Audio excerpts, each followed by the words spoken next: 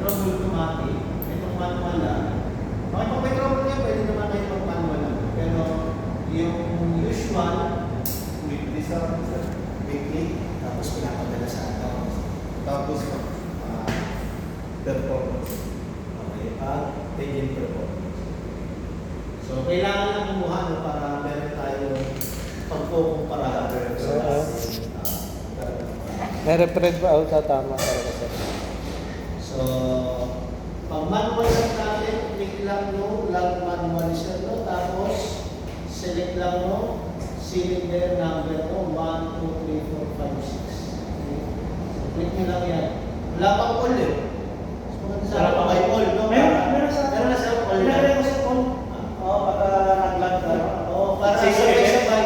Sabay-sabay lang. Para sabay-sabay. Kasi ang nangyayari no, yung sa angle positioning nyo, pag sinelect niyo yung sequence, tinanong nyo, pantay yung angle.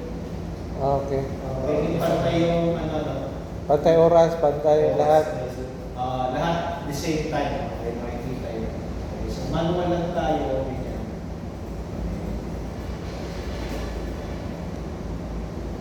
Then, lalabas na naman yan doon na pag nakalat. Okay? So, alam mo ba yan, sir? Sir, marunong na mag-manual lang, sir, no? Lalabas yung cylinder number, tapos pipindutin mo lang yung cylinder numbers. So, click lang to. Then, click nyo yan, 1, 2, 3, 4, 5, sir. So, lalabas na yung number 1. Pag nawala na yung highlight, so, nakalabas na yun. Okay? Tumakas na. So, usually, ang recommended once a month, so yung company mo, gusto na 4 times a month or once a week, so wala pong problema yun. So, kung nag-show sequence tayo, so lalabas yung lag na yan. Okay. So ngayon, pag nag-show sequence kayo ng ibang unit, so nag-overlap yung dalawa. Okay, sinasabi ko sa inyo yung etong pula, pantay dito kasi same time eh. Kasi angle number 1 lang naman yan. So makikita nyo dyan yung, ang difference din yung injection, makikita nyo yung pagkakasunod-sunod. Yung ano yung kasunod na mag-i-inject with regards sa pipe. Okay? So, pag nag-select tayo nito sir, no? Let's say, tingnan natin ito, log na to. Pwede natin i-select or deselect yung mga lines natin, no? So, meron tayo 1, 2, 3, 4, 5, 6 na line. Ito yung kanyang description sir.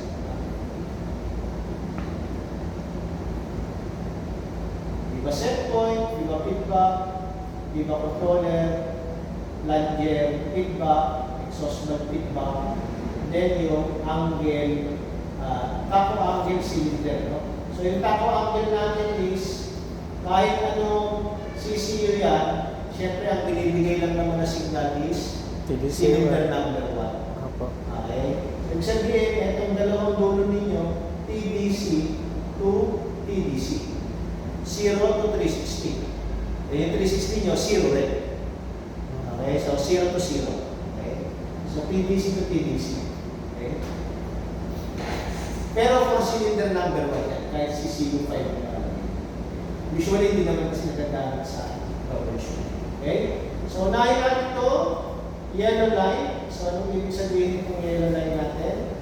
FIBA, set point. So, ibig sabihin, yan yung kailangan maging movement ng FIBA natin. So, kumbaga, yung nakaprogram na kailangan ganito yung maging movement ng FIBA. Okay, meron tayo x-axis. Yung x-axis natin is time. Then, yung y-axis natin, iba-iba yung ibig sabihin. No?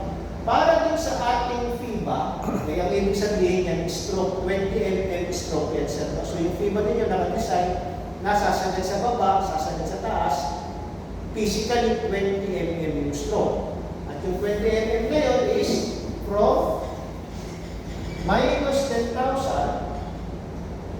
okay, up to positive 10,000.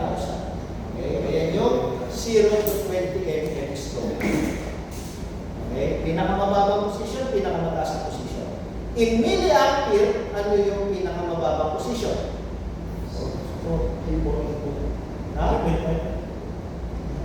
Kung nakababa yung spoon ninyo, 20 milliamps. damper value.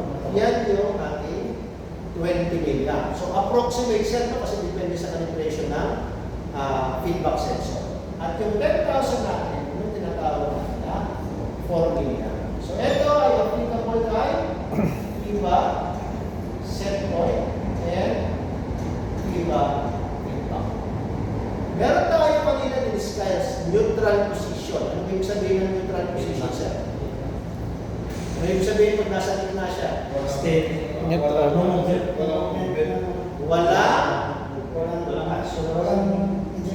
Walang injection, walang exhaust activation. Yung neutral zone natin dyan is 0 to minus 4,500. So, ito yung ating neutral.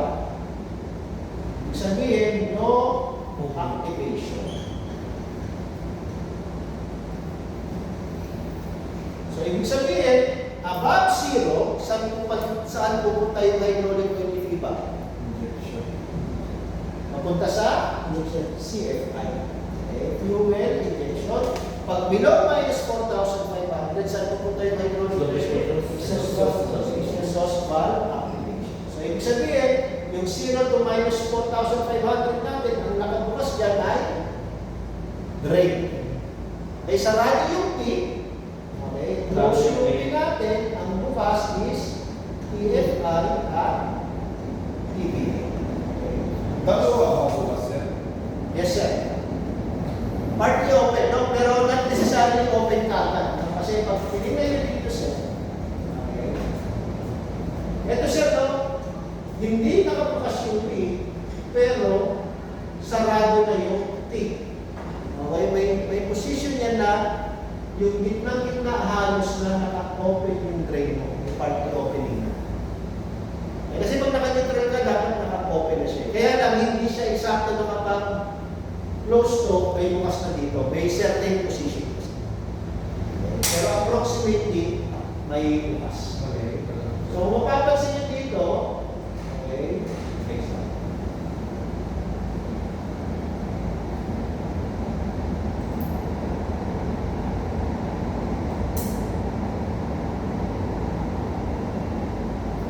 ibaba natin na ng opening set na dito lang mag-start mo. Okay, dito may opening na set.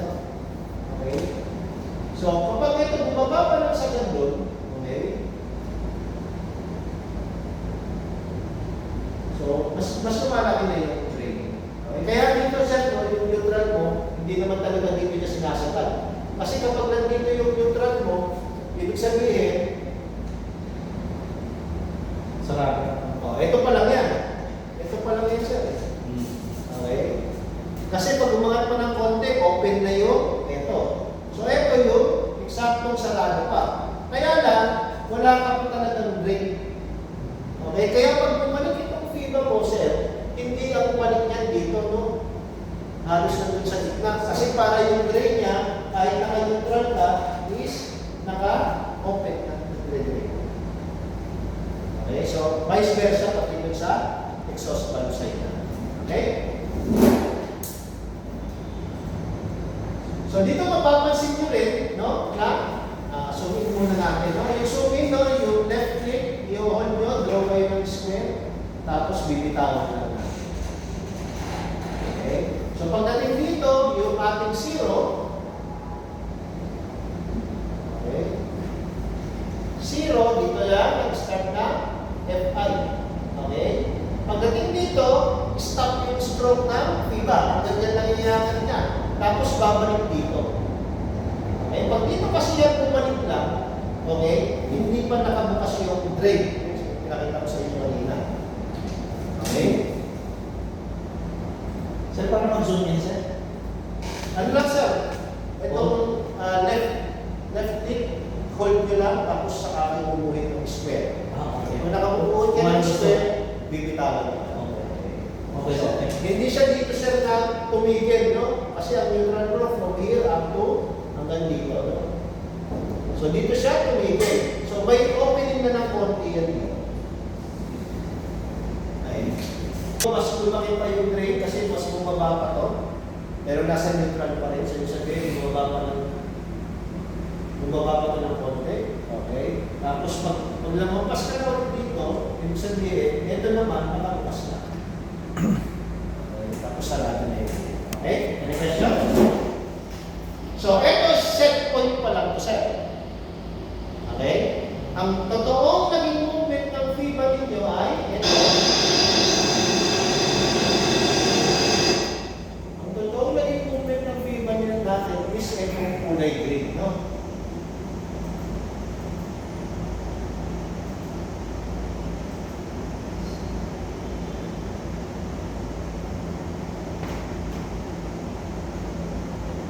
So, ito talaga yung movement ni FIBA according to the feedback sensor. So, kailangan yung FIBA natin is sumunod, okay? Perfect na Doon sa perfect. yellow line, which is ito naman, sumunod naman talaga siya. Okay? So, para makita natin na, oh, Set point pa lang. yes, yan. According to set point yung ginagawa niya. 2,200. Sa totoo, perfect talaga yun. Nasusunod ka. Di ba rin siya? Yes, sir. Yung set point, susunod niya sir. Pero pag hindi set, may Pag hindi, sir, again, yung position ng drain, tsaka yung ano, no? Meron akong papakita sa inyo yung hindi sumunod. Wow. Drain ko, di ba? Pababa na siya. Ang bagay na bumaba dito. mabagal siya.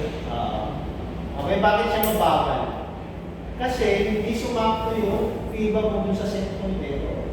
Kaya sabi ko, medyo, kung nakaangat pa siya ng konti, hindi pa masyadong nakabukas yung drain. Okay? Kasi dito yung drain natin. Okay, dito pa lang. Ito yung unang drain mo eh. Konti pa lang kasi just below the neutral na eh. So, ang bagal ng drain mo ngayon. Kasi imbes na dapat nandito yung drain mo, pantay na pantay sa yellow, nandun siya, nakaangat siya sa So, hindi na siya calibrated, hindi na siya exact dun sa set point. Okay, gumagana pa rin ba? Gumagana pa rin sir. Kaya na siya nag-drain ng diretsyo. Okay? No, nag-drain na dito. Kasi nung gumalaw yung FIBA mo, pababa pa lalo, mas lumaki na yung drain. Okay sir, neutral pa rin yan sir ha? Kasi nasa ano pa rin yan, nasa 4,000. Okay? So, samantalang yung iba, almost straight line yan. Kasi maganda na yung drain niya nung dito pa lang. Dito medyo nag-off si FIBA, nakaangat pa ng konti. Kaya hindi kagad nag-open yung drain. Na konti-konti, pero niliban pa lang yung drain. Kasi ayan siya rin. Nakaangat niya ng konti. Kung sakali, Na? Okay pa naman siya rin. Nag-i-injection pa rin eh. Wala naman tayo yung magagawa kasi hindi tayo nag-a-adjust ng feedback sensor. Hindi tayo nagkakalit. So, hintayin nyo lang magloko. Palit. At least aware ka, magluloko yan in the future. Kasi kung nagbago na yung value ng ano mo, no? Kasi papansinin mo yung lag ko before eh. Ano ba yung lag ko before? Talaga bang hindi na yung pantay yung yellow tsaka green? O, tingnan nyo dun sa previous months. Hanapin nyo yung buwan na pantay pa siya. Nagsimula na nag-deteriorate. So, for sure yan, mag-deteriorate pa rin yan. Continuous na mag-deteriorate yung calibration niya. Kasi nagbabago na yung resistance ng sensor. Hindi yun mag-i-stop, dire-diretso yun. Okay? Pero aware ka na. Okay, sir? Resistance. Oo. Ngayon, kung gusto nyo palitan at galatin naman yung kumpanya, palitan nyo na ng FIBA. Eh, sabihin lang kung Piba ano yung ba pakalitan siya. Kasi hindi naman tayo nagpapalit ng sensor. Buo ka.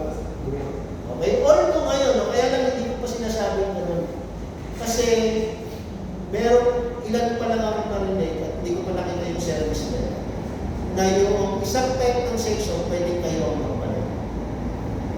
Kasi meron ng ganun eh, pinapalitan sa kanila sensor lang. Pero yung HF Genset, ang wire niya nasa gilid. Kung ito yung sensor mo, wala dito yung wire sa iba. Nasa gilid. Bawi ba? So wala